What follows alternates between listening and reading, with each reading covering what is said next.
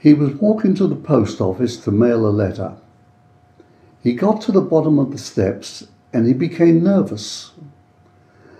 He was sixth in line and he started to shake. He was a chain smoker, so he took out a cigarette and he began to light the cigarette with the matches, but he was shaking so much that he couldn't light the cigarette, and the matches were falling all over the floor.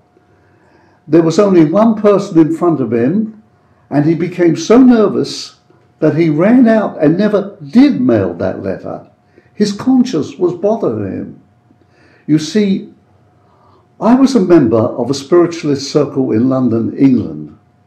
My friend was an incredible, powerful medium, and he was totally under the spell of spirits. But the circle that we were in became very evil and very frightening. And finally, I left that circle.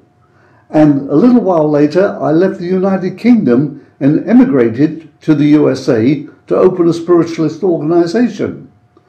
While in America, I became a Christian and I got a shock.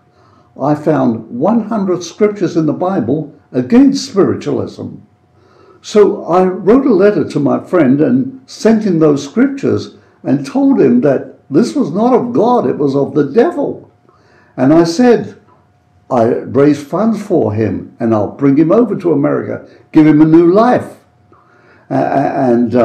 What happened was that obviously he told this to the spirits, and the spirits were angry, and the spirits encouraged him to go to America, pretend to become a Christian, have a vacation, and just before returning to England, they would get him alone with me somewhere and they would take care of me.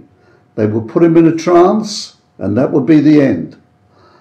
You see, this letter was written under trance control. It was a lethal weapon. Jeff and I were best friends, and obviously his conscience was bothering him.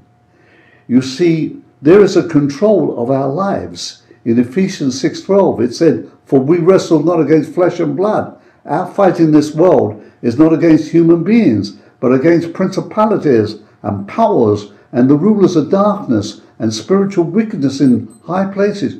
Who is controlling your life? What about your conscience? Think about it, because one day you will be going over the other side eternally. And where will you spend it? You see, this life has almost nothing to do with this life. It has everything to do with eternity. Where will you spend eternity? With Satan or with Jesus?